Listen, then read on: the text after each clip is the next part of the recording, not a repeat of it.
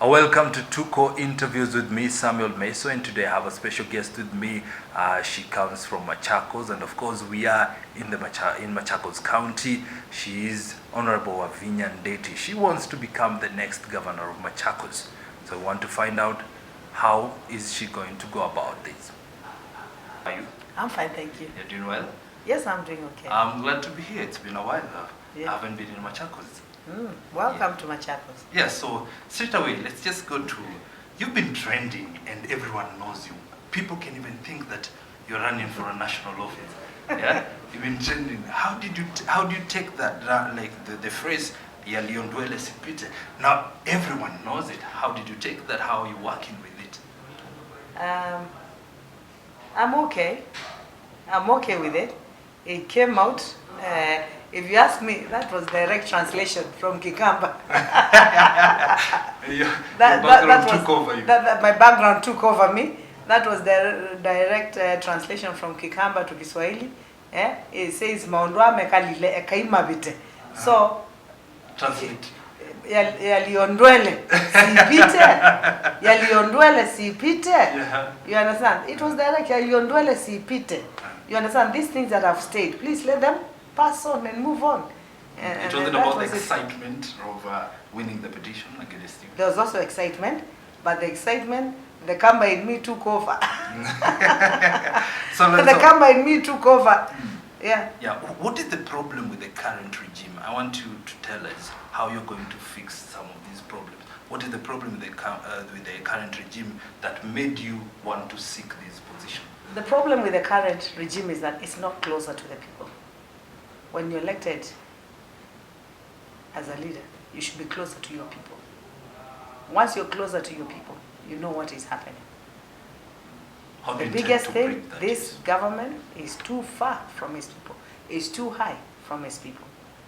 I was area member of parliament for Kadiani, and now I even succeeded to do well. It is because I worked with the people. I did what the people wanted, not what I wanted.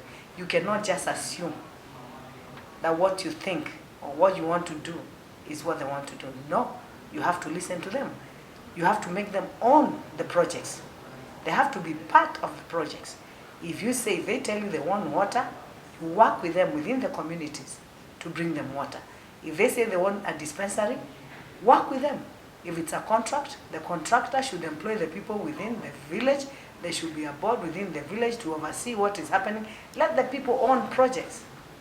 Yeah? And because they are their projects, and that is what they wanted, then they own them and you don't have a problem with them. The difference here is that, I'm telling you, sometimes leaders are elected by people. When you're elected by people, you move far from the people. Once you move far, that is the beginning of the end. Now, suppose you clinch this position. Yes. I want you to tell me for things that you're going to focus on very fast, that which you think it's most pressing for the people of Machakos. Mine is clean water. I'm going to create dams, 3 dams in every sub-location. Yeah? Where there are boreholes, I'm going to connect them to the system and have a treatment plant. With that treatment plant, I'll be able to supply clean water to our people. Because most of the sicknesses, most of the diseases they get are waterborne diseases because our water is not clean. And again, most of our rivers pass through the city and they are polluted. So even if it's through Thwake or Athi River, where we create dams within the rivers, then we have to make sure we pump that water and have treatment plant for people to get clean water. Clean water is priority. And I'm not just talking the way the other politicians talk. I am going to make this happen. And it is possible and it can happen. The other is free healthcare. Free healthcare, if you calculate the money that even people pay in the level 4 hospital in Machakos, in the health centers, you know it doesn't make any impact. If you structure yourself properly and you work with NHIF, yeah, and you pay your medical bills, your medicine suppliers on time, then you can be able to do that. I want to assure the people of Machakos County, I will give them free health care. But a family will have to pay the 500 shillings that needs to be paid to NHIF. And every sub-location, there's going to be a dispensary. I already did that in Kadhiani. And where I left them, they are there, Kadhiani and Mavoko. I built dispensaries, but what happened? The current government never took it over. Yeah, they just left them. Some of them are just getting wasted. Yeah, I want to revive the ones that are there. Where there are none, I build. You know, you can have nurses manning the dispensaries. Yeah, you have the dispensaries in every sub-location. In every location, I want to have a health center where you can have between 20 and 100 beds. And a maternity ward. Women should really give birth within their locality. Yeah? They should give birth within their locality. So health centers are very important. The level 4 hospitals will be decongested. In level 4, you need to take people who are a bit serious, sick, you know, people who need proper medical attention. Then you move them to the level 4 hospitals. You cannot have somebody with a headache, somebody with a cut, somebody, you know, with these small minor sicknesses going to the level 4 hospitals. So I want to decongest them, and I want to equip them with all the necessary equipment. Yeah, so people within their sub-county are able to get proper medical care. Machakos level 5 hospital, I would like to turn it almost close to Kenyatta National Hospital. We want to work with the doctors, yeah, the professionals in that line, to ensure that we give almost all the treatment in Machakos County, and in, you know, a quality. We give quality health care. You see, want to see if we can even start giving cancer treatment instead of people going to Kenyatta National Hospital. We should really try and look for equipment and ensure that we give cancer treatment in Machakos level 5 hospital, because most of the relatives, most of our people go to Kenyatta National Hospital, the relatives are in Machakos. No one has enough time to take care of them. So we need at least to bring that closer to us. That is on what are you talking about? Health extensively? Yes. What else do you have? The other is agriculture. Okay? On agriculture, we need to train our people on the modern ways of agriculture. Yeah? You see, before people used to carry buckets and then they go watering their plants. You see, that is wastage of water. We want to encourage drip irrigation. And it is not even that expensive. Yeah? You see, people don't know because they are not sure. Lack of knowledge can make you just go doing things that you're not supposed to be doing. So we want to train them on modern ways of agriculture. Ensure that if it's fertilizer, it is brought closer to them. Why can't you devolve even the fertilizer and the seeds and everything to the ward level? We want to devolve everything to the ward level. From there, people are able to access, whether it is fertilizer, whether it is seeds, they're able to access them from the ward. And you see, if I give water, water is food. My intention is to make Machakos a food basket of Ukambani and Kenya, if need be. I started the Kauti irrigation scheme in Kadhiani constituency using Muoni Dam. You see now the government, today it was in the papers, they are putting more money into that irrigation scheme. I would want to start as many irrigation schemes as I can within Machakos County. We have land, our soil is fertile, but what we lack is water. We have to ensure that we have water so that we can improve on agriculture. The other is about infrastructure. You see, from 1960, since we got independent, 1963 to now, only a few major roads have been tarmacked in Kenya. In fact, I was coming around and there's a lot of dust, and I think this should be close to town. Yes. So what I'm saying, the major roads, the main veins, you know, like the vein that takes blood to the heart, the main ones will be tarmacked. The other roads, I will grade them and put marrow. Okay? The other ones, I'll just grade them. Can the people of Machakos hold you accountable? Oh, what yes. you're saying right now, yes. When we come to the next election, there won't be any excuses. Can you yes. promise that? You see, I promise that you do things, you say things that you know that you can do. In life you have to be very careful. You don't go promising people things that you cannot deliver. So you were an MP of the MP of Kadhiani. and you ranked the best in terms of very many metrics, yeah? Very many metrics. Development, your development record was obviously very good during that time. But Kadiani is just a constituency. Now you are you want to head a county. Do you think you will be able to combat the challenges? Because there are bigger challenges coming. Can I tell you something? There's nothing big here. Yeah? So long as you involve the public. Public participation is very important. So long as you involve the public in what you're doing, you'll be fine. I did it in Kadiani. What I need to do is to duplicate it. And I have money. It's not that time I did not have enough money. Now there's money to work. I will make sure every single cent goes where it's supposed to go. You remember, I reduced the wastage of funds of CDF, I think with more than 26 or 30% in Kadiani. For me, here I'm going to reduce wastage. There's a lot of wastage in Machakos. Projects are being done very quickly, projects that are not sustainable, yeah, and people lose money. Yeah, if we should see the mulikamwizis that are being done there. We have termites in Machakos County. Any wooden tree you put, even if you treat it how, it will fall down. You see, some of these projects are not viable. For us, for me, I want to do projects that are viable, sustainable, and projects that can stay for a long time. If you're tarmacking a road, tarmac it like you've never done that before. You cannot tarmac a road with 3 months. I want you to go and see. The road that was tarmacked in 3 months is not up to standard. Go and look at Machakos Kadiani road that was tarmacked during my time. It's still in good shape. So it is good to do things and do them well. Don't do things quick. Yeah? You know, because you're being told anything that is done fast, it will not be, it's not sustainable. One should be very careful in whatever they do. The other thing I want to tell you is about empowerment. I need to empower the women, youth, the men. The men have been forgotten for a long time. The men from age 40 and above, nobody cares about them. You see, and they also have their own problems. Okay? They have homes to run, they cannot do business. I want to put 500 million for the men from 40 and above to be able to do their own business. We give them 6 months, 3 to 6 months. Once the business stabilizes, then they start paying that money so other people in their group can get the money. The women, the same thing.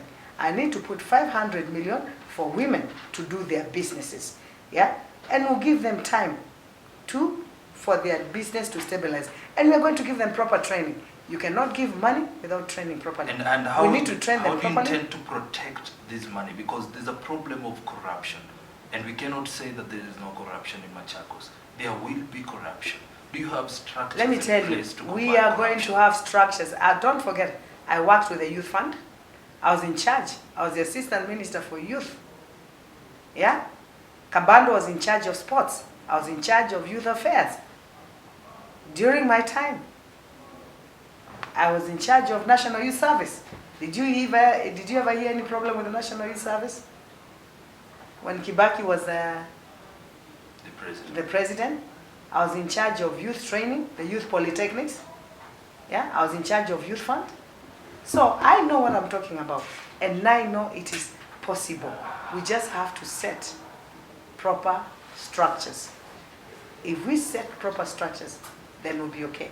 So I've told you, women 500,000, men 500,000, youth between age 18 and 35, yeah, even up to 39. Yeah, we also put 400,000 for them to empower them and train them to do the kind of businesses they want. I'm also going on the education side, revive the youth polytechnics. Yeah, we have in Machakos County. It's very sad. We have gone very bad. We've done very bad in education. Last year alone, we had 1,500 children with E's and D's, more than 55%. Yeah, and that is why you see crime has gone up, because nobody cares about these young people. What I want to do is to ensure that I have youth polytechnics that are working, train these young people, whether on plumbing, mason, dressmaking, hairdressing, whatever line they want, even driving, mechanic, and after that we give them equipment to go and start their own businesses. If I take you back to corruption, yeah? I want Let to me finish that. Let me finish. Yeah. We give them equipment. Yeah, we're going to give them equipment. Yeah, to go and start their own business, and then they can also borrow money, and pay in 6 months. So these young people who have not done well, it is all not lost. We are going to ensure that we put them in that bracket. So we can wrap up. That is your plan for tackling unemployment. But if yes, and also we have a lot of industries here. Mm-hmm. We have a lot of industries. We are the most industrialized in Eastern Central Africa. And when you speak to most of the owners of the industries here, they say, Mheshimiwa, us, we just need conducive environment to do business. Yeah? Tarmac our roads, grade our roads, give us water, give us the basics, and then we'll be able to employ more people for you. So once we provide to them what they want, once the county provides what they want, why would they not employ people from Machakos County? In Kenya, we are yet to see somebody, the so-called big people, being arrested. Can you confirm to us, now that you're talking about money for the youth, how will you protect this money? And if at all this money is, kind of, for lack of a better term, eaten? Hey, you don't know me. You don't. There are some people, I can tell you there's someone who took money from CDF. They were arrested and they had to pay it back. That was not their money. It is not your money, it's public money, and you don't play around with public money. Okay? If I put you in a board, you get your allowances. Be satisfied with your allowances. Don't dig your hands into what does not belong to you. And if you really love your county, and you're a Machakos County person, you will make sure that we deliver. And how am I going to deliver? I am going to set structures up to the village level. This county government did not set the structures that it was supposed to set up to the village administrators. They did not. The government did not do that. And that is why you're sitting somewhere, you don't even know what is happening. You see, you must be in touch. If I want to know what is happening in Kaseve today, that is a village in Kaseve or Chasila in Machakos. I should call somebody there and know what happened. Mheshimiwa, you did lose your brother a few weeks back, and also you lost your husband, several months ago. How did you manage to get out of this grief and just put yourself together to this strong woman in her campaigns? You know, I miss my husband. I loved him very much. We met when we were in school, in university. Yeah, he was a young man. I was a young lady then. In fact, I met him when I went to London. I think I was about 18 or 19. Yeah, I was very young. God gave us about 26 years together, and he saw it right to take him. I miss him, but he always wanted me to be the best. He really pushed me in life, even in education.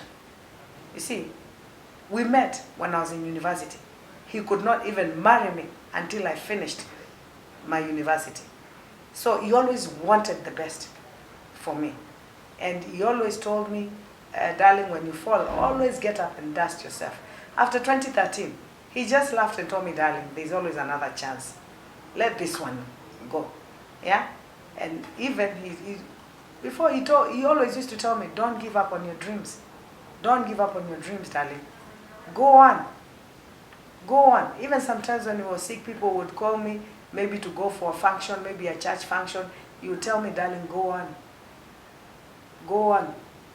But just make sure you come back by 5 o'clock so that we can spend time together, even when he was in hospital. So my husband wished me well. Yeah? And we had time to spend together before he died. And what I can say, he left me strong. He prepared me for it. He used to tell me he died of cancer, colon cancer. He used to tell me, darling, here, we have to do what we can do. Yeah? There is no option 2. We have to try and get better. If we cannot get better and God does His will, darling, we should just accept. But I want you to be strong for my children. He has left me 3 beautiful children. And in those children, I see Him every day. So for me...